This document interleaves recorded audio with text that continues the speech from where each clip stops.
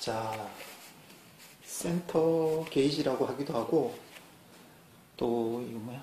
디싱 게이지라고 하기도 하는데, 이렇게 세 면을 딱 접촉하게 한 다음에, 반대쪽에 이 고정, 노브를 이렇게 돌려줍니다.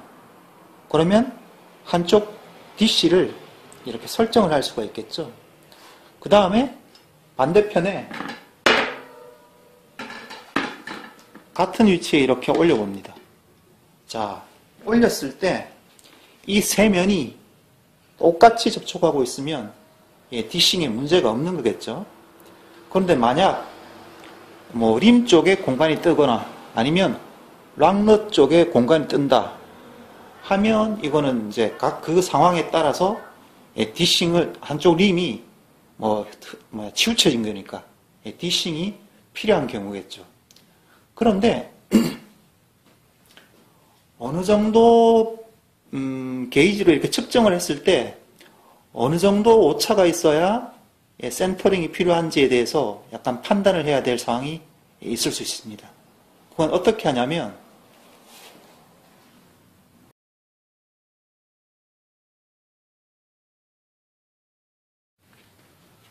가령 게이지를 반대편으로 이렇게 옮겨서 설치했는데 이렇게 보면 림 쪽에서 이렇게 공간이 발생해서 게이지가 이렇게 뜨고 있죠.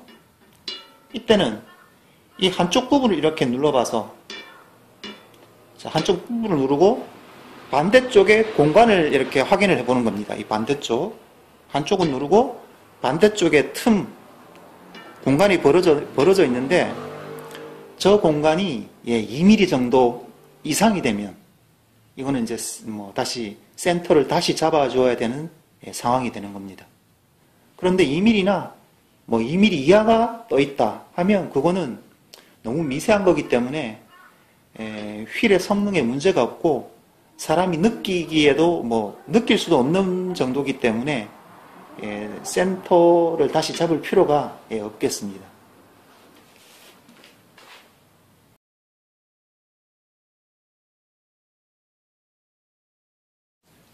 자, 그런데 한쪽 면을 설정하고 난 다음에 반대쪽으로 이렇게 끼웠을 때 림 쪽에서 공간이 발생하는 게 아니라 락넛 쪽에 이렇게 발생하면 이제 우리가 아까 눌러서 몇 미리 이상 이렇게 공간이 뜨면 센터링을 이제 해줘야 된다고 이렇게 판단을 할 수가 있었는데 이때는 약간 어려울 수가 있습니다.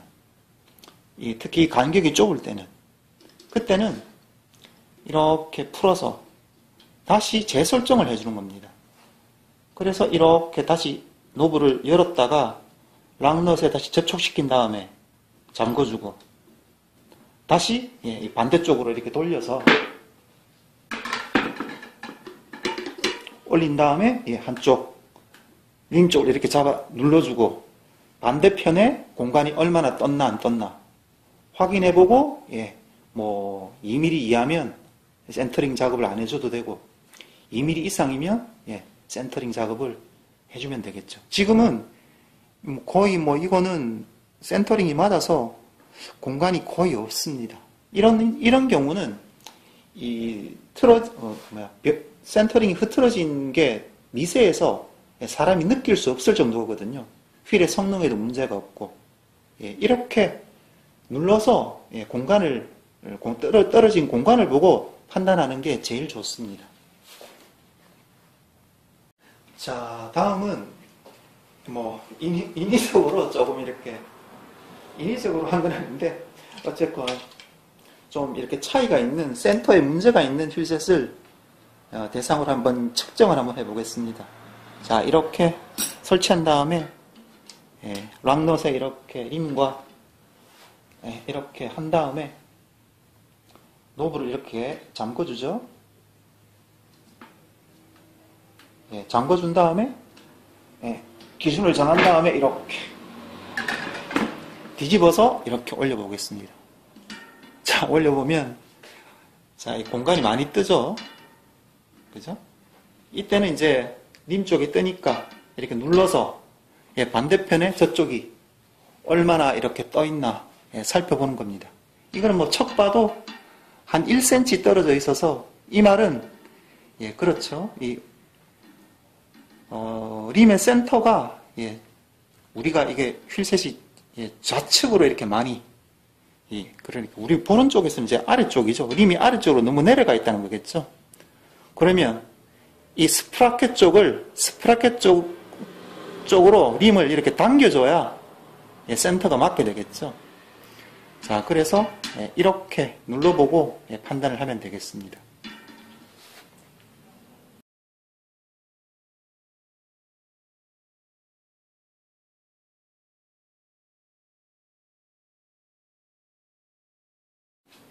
자, 앞에 과정에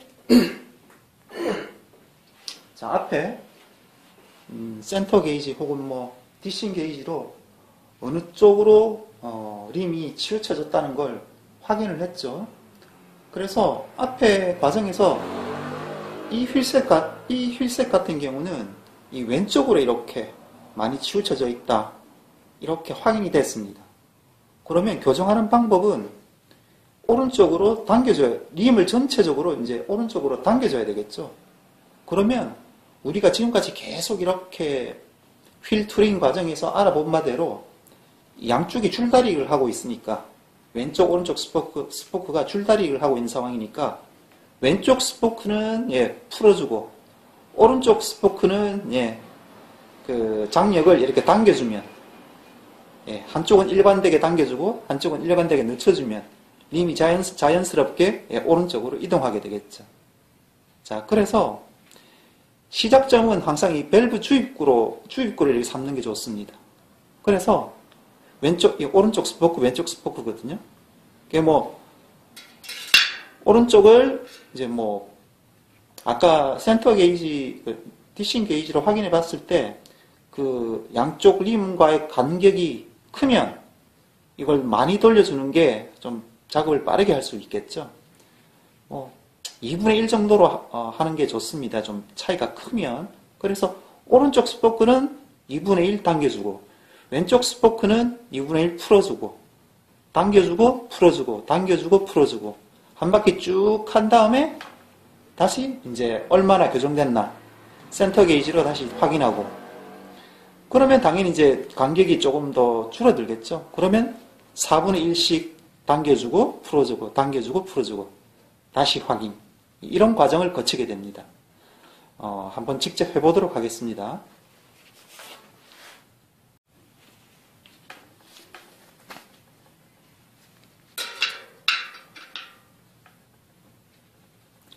자, 작업할 때 제일 중요한 게 방향이죠. 방향을 헷갈리면 완전히 작업이 엉망으로 되어버리니까 주의하시기 바랍니다.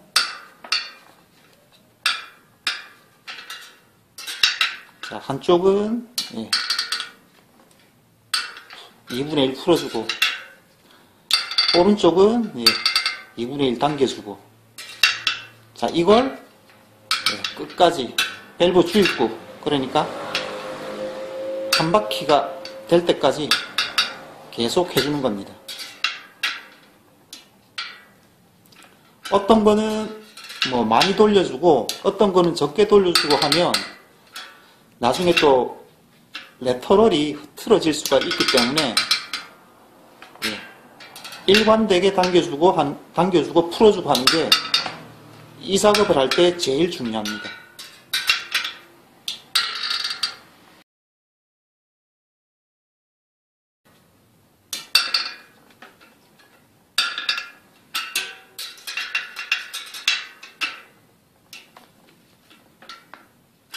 자, 이렇게 한 바퀴 잡아주고 당겨주고 풀어주고 한 작업을 한 다음에는 다시 얼마나 교정됐나 확인으로 들어가야 되겠죠.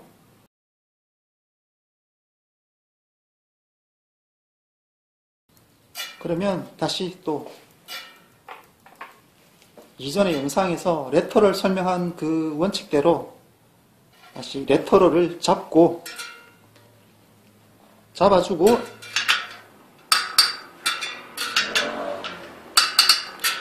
센터링 작업에 들어가야 되겠죠. 이게 레터럴이 흐트러져 있으면 디싱 게이지로 작업할 때 정확한 측정이 안 될 수가 있으니까요.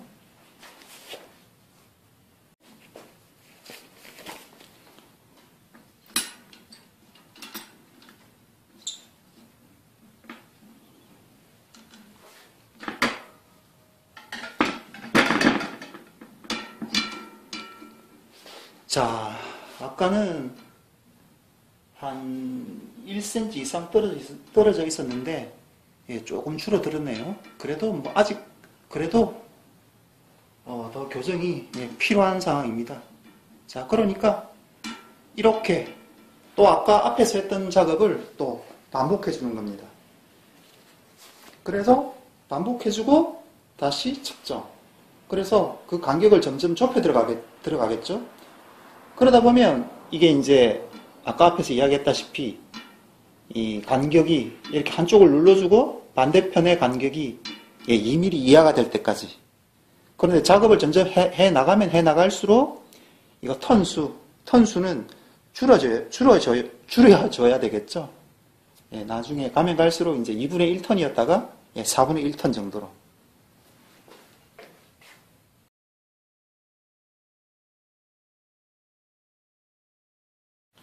자, 그런데 작업하시다가 이렇게 뭐 당기고 밀고 당기고 뭐 풀어주고 이렇게 작업할 수도 있지만 이 장력이 너무 세서 작업이 순조롭지 않다 이렇게 할 때는 오른쪽 스포크는 놔두고 왼쪽 하나 건너뛰어서 공기 밸브 주입구 기준으로 왼쪽 스포크만 일괄적으로 풀고 또 오른쪽 스포크만 이렇게 당겨주는 방법도 시도할 수가 있습니다.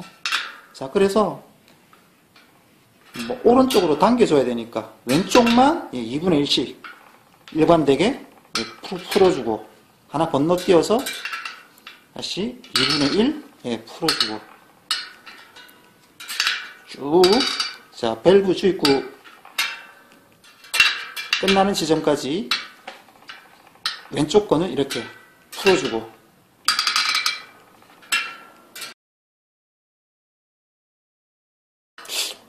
마음이 급해서 좀 대충 작업하는 경향이 있는데 여러분들 하실 때는 좀 세심하게 해주시기 바랍니다.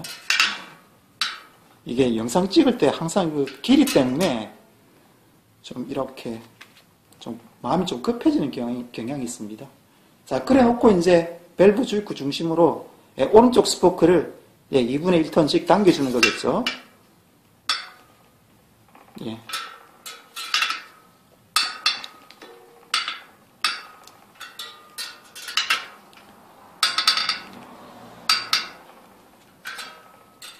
자, 이 작업도 마찬가지로 밸브 주입구 마지막까지 끝나는 지점까지 쭉 해주면 림이 전체적으로 오른쪽으로 이동하게 됩니다. 이걸 얼마나 일관되게 2분의 1씩 아니면 뭐 4분의 1씩 당겨주느냐에 따라서 레터럴을 잡을 일이 있느냐 없느냐가 결정되게 되겠죠. 저같이 이렇게 지금 막 급한 마음에 막 잡아당기면 또 레터를 또 정교하게 또 잡아줘야 될 일이 생깁니다.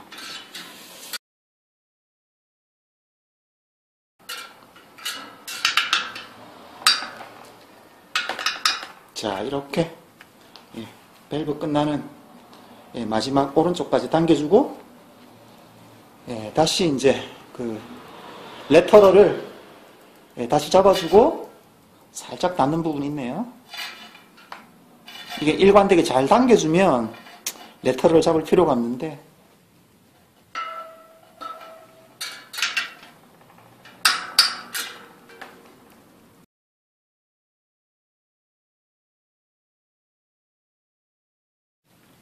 자, 레터럴을 다시 잘 잡아준 다음에 다시 얼마나 교정됐나 측정에 들어가면 되겠습니다.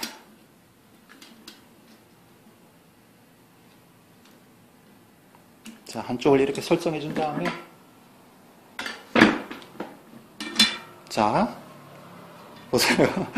아까는 이거는 진짜 운이 좋은 편인데 작업 2번 만에 이렇게 좀 정확하게 센터가 잡혔습니다. 지금 이쪽 면 반대편 쪽도 공간이 없이 이렇게 저스트하게 딱 맞고 있습니다. 자, 이 말은 양쪽 DC가 같아졌다는 말이겠죠. 그러면 그 센터링 작업이 끝나게 됩니다. 이거는 운이 좋아서 이렇게 됐는데 통상 한 번 작업하고 약간 턴수를 줄여줘서 근접해 들어가는 게 좋습니다. 너무 많이 당겨주고 풀어주면 또 반대쪽으로 이렇게 너무 또 림이 치우쳐질 수가 있으니까요. 자, 어쨌건 크게 앞에 우리가 지금까지 쭉 과정에서 봐왔던 모든 게 모든 지식이 다 필요합니다. 우리가 앞에 영상에서 배웠던 힐 투링 관련, 레터럴 관련, 그 다음에 장력 관련, 그 다음에 이거 턴수, 그죠? 공구 사용법, 이런 거를 다 알고 있어야 이 작업을 할 수가 있습니다. 자, 그래야, 림이, 중앙에 딱 있어서, 그, 브레이크 세팅에도 이상이 없고, 또 자전거 앞바퀴 같은 경우는 안장에 앉았는데, 휠셋이 한쪽으로 이렇게 치우쳐져 있으면, 신경이 막 거슬리겠죠? 그 다음에 뒷바퀴 같은 경우는 가끔 보면 센터가 흐트러져서 시트 포스트 중심에서 벗어나 있는 경우도 있고, 좀 심한 경우는 그 타이어가 프레임에 이렇게 닿아서 마찰을 일으킨 경우도 있죠. 이게 림이 이 센터가 흐트러지면, 심하게 흐트러지면 그럴 수가 있습니다. 자, 이렇게 센터까지 잡힌 상태가 좀 더 완성도 있는 휠셋이겠죠. 그 다음 과정은 이제 스포크, 장력과 관련한 과정이 남아 있습니다. 자, 오늘은 센터까지만 하고, 다음 영상에서 나머지 과정에 대해서 알아보도록 하겠습니다. 안전하고 즐거운 자전거 생활 이어가시길 바랍니다.